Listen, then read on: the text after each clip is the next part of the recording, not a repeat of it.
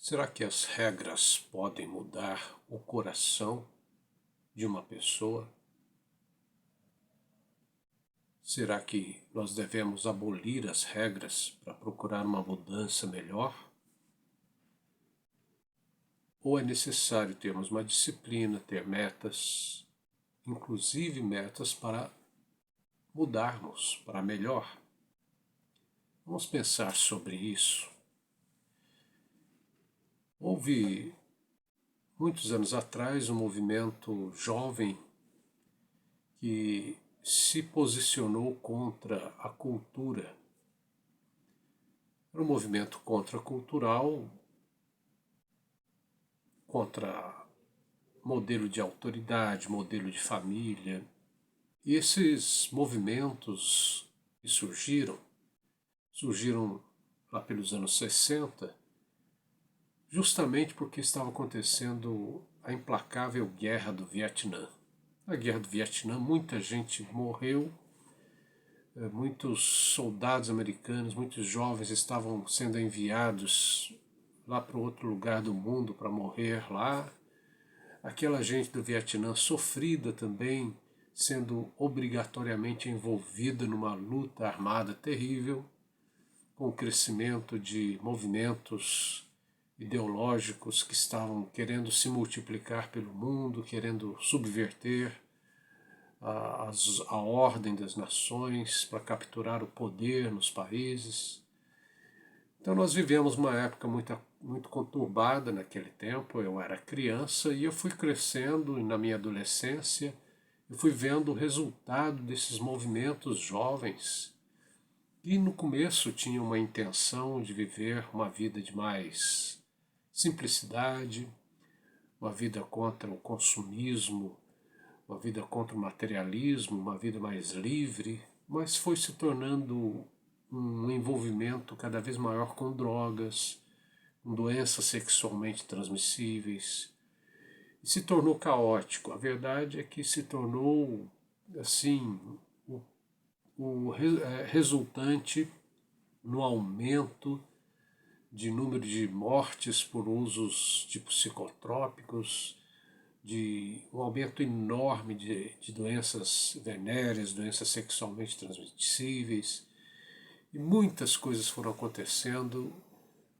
A intenção, a princípio, parecia ser boa, mas esses movimentos libertários não conseguiram sustentar-se, não conseguiram se manter, não conseguiram levar os seres humanos a uma vida melhor. E eu convivi com isso na minha adolescência. Eu praticamente sentia cheiro todos os dias, todas as tardes, cheiro de drogas, de uso de drogas, de psicotrópicos ao meu redor. Eu só não usei, não me tornei um usuário de drogas e de ervas e dessas coisas porque eu estava procurando um discernimento. Eu era um jovem, eu era um adolescente. A minha infância foi meio conturbada com a perda do meu pai. Eu não parava sossegado em salas de aula, eu era muito impulsivo e às vezes muito calmo, muito distante, e eu procurava um equilíbrio. Eu sentia a necessidade de procurar sabedoria. Então comecei a entrar numa busca de meditação, comecei a treinar meu corpo com artes marciais, era muito empolgado com essas ideias e comecei a procurar sabedoria, inclusive na Bíblia. Eu comecei a ler a Bíblia por influência também dos meus pais, da minha mãe. E nós pudemos assim, eu pude assim procurar um discernimento através da Bíblia, e ali eu comecei a procurar Jesus.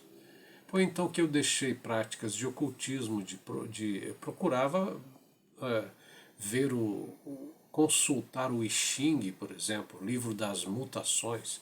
Eu fui deixando tudo isso, fui deixando a prática de meditações desse tipo e comecei a me aprofundar na leitura da Bíblia, e ali fui encontrando Jesus. Então, em suma, nós vivemos nessas épocas em que as pessoas eram contra regras, contra autoridade, contra ordens.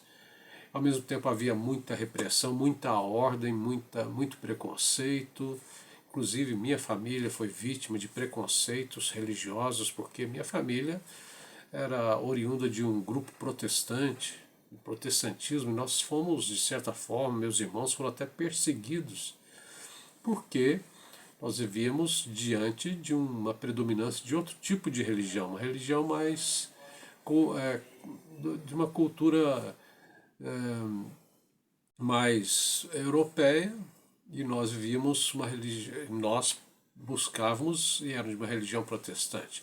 Então eu fui voltando para a leitura da Bíblia e eu comecei a encontrar essa voz interior que me dizia que eu devia deixar aquelas bagunças que eu vivia, aquelas impulsividades.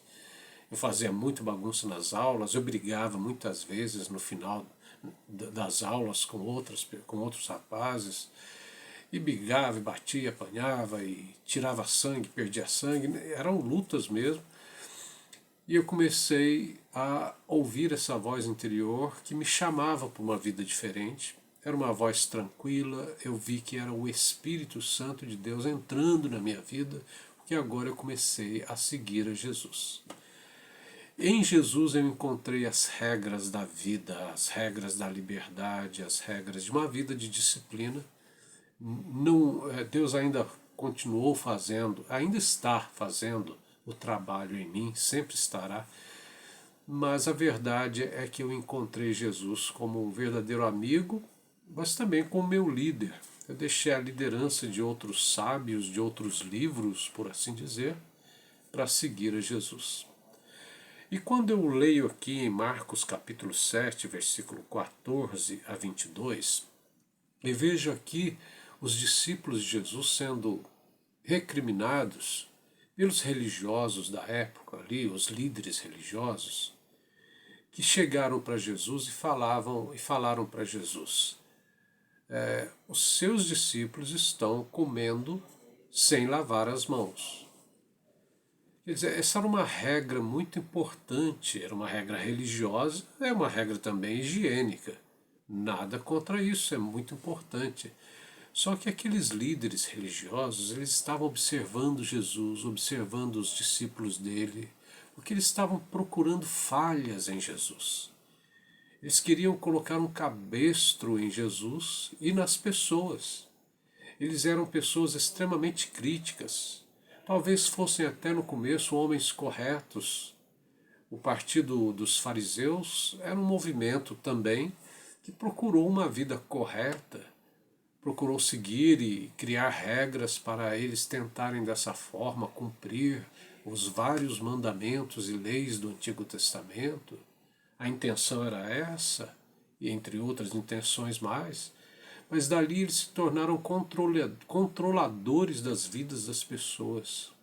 E parece que gostaram disso, alguns deles parece que gostavam desse poder.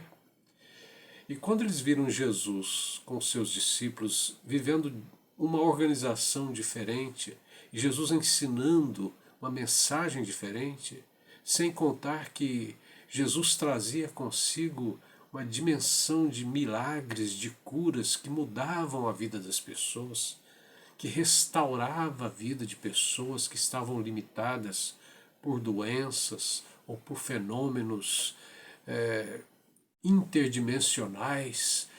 E essas pessoas eram transformadas. Isso estava causando espécie. Então aqueles religiosos foram deixando a intenção santa, a intenção de viver uma vida iluminada, uma vida que agradasse a Deus, para viver uma vida de controlar as pessoas dentro da instituição que eles criaram. E eles queriam manter as pessoas dentro daquele poder que eles mesmos haviam organizado e queriam manter aquelas pessoas ali. E questionaram, seus discípulos estão pegando comida na plantação sem lavar as mãos. Que absurdo! Então Jesus se viu na necessidade de ensinar para eles que o mal não é o que entra pela boca, mas sim o que sai do coração.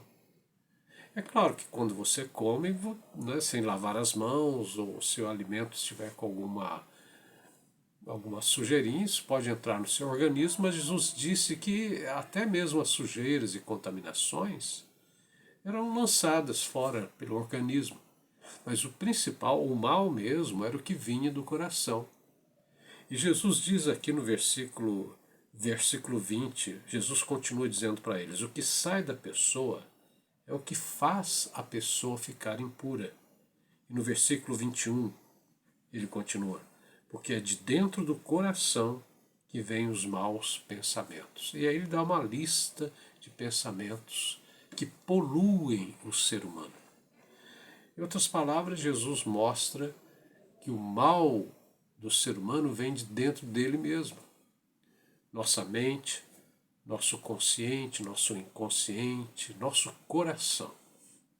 Ele cria, ele incentiva, ele libera pensamentos e vontades que podem nos fazer mal, podem causar mal ao nosso próximo, podem causar mal ao nosso grupo, à nossa família, a nossa comunidade. Você vê quantas pessoas assaltam, quantas pessoas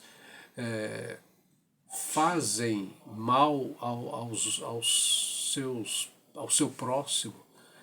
De onde vem esse mal? De onde vem essa intenção? Você está vendo aí guerras entre as nações, um país invade o outro, joga bomba no outro, o outro vai para outro, atravessa a fronteira e causa morticínios e torturas nos outros. De onde vem isso? Alguns diriam que vem de alguma entidade maligna. Não há dúvida que existem entidades invisíveis que estão juntas procurando consumir os maus intentos dos países. Sim, existem entidades malignas por aí. Só que o que Jesus mostra aqui, nesse texto de Marcos, capítulo 7, 14 a 23, é que aqueles líderes estavam ignorando que o mal vem de dentro, é do ser humano. O ser humano tem que tratar, tem que filtrar o que sai de dentro dele.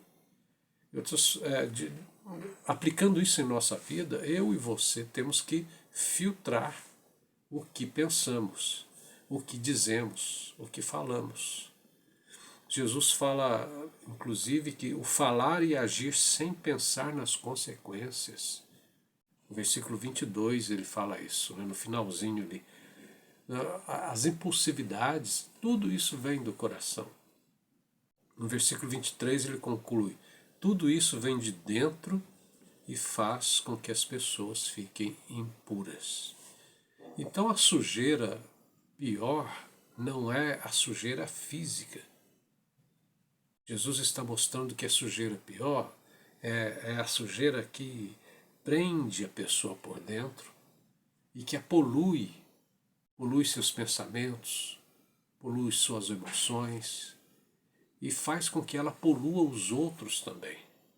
Nós vemos quantas informações desviadoras, informações tendenciosas, acabam derrubando várias pessoas, acabam derrubando países inteiros, informações tortuosas, que pessoas que têm diplomas de repórteres, têm diplomas de pessoas que vão mexer com informações, acabam usando suas tendências, suas paixões ideológicas, elas usam o equipamento da mídia para desvirtuar um país inteiro, desvirtuar jovens, desvirtuar crianças. E isso não dura muito tempo, mas causa um problema enorme numa cultura, num povo. E nós precisamos aprender a discernir que o mal é o que vem de dentro. As instituições que começam muito bem, elas podem se tornar prisões, porque o mal está no coração humano, fazendo ele agir contra a vontade de Deus. Deus é um ser altamente puro, totalmente incomparável, criou o ser humano, a sua imagem e semelhança. Era para o ser humano seguir em frente aqui neste planeta, aqui neste universo que nós conhecemos, como nós o conhecemos, seguir aqui cuidando da natureza, cuidando do seu próximo, se multiplicando, gerando uma vida boa. Mas o ser humano se desviou do propósito para o qual Deus o criou. E quando ele se desviou, quando a humanidade se desviou, ela mesmo derrotou o seu coração, ela mesmo entenebreceu o seu inconsciente, o seu consciente, porque passou a agir de forma desentrosada com o conhecimento de Deus. Passou a tentar ter um conhecimento fora da origem dele. O ser humano está agindo fora da origem principal dele. E isso gerou nele deformações na sua mente, deformações nos seus pensamentos. E por isso é que nós vemos tanta autodestruição nas próprias pessoas. Então o exemplo do movimento hippie que eu citei aqui pode servir para o que estamos dizendo. Começou querendo uma coisa boa. Faça amor, não faça guerra, haja paz, haja harmonia, procurar uma vida livre, uma vida melhor, mas acabou degringolando numa vida de autodestruição, de devaneios, de loucuras, de seitas assassinas e coisas assim.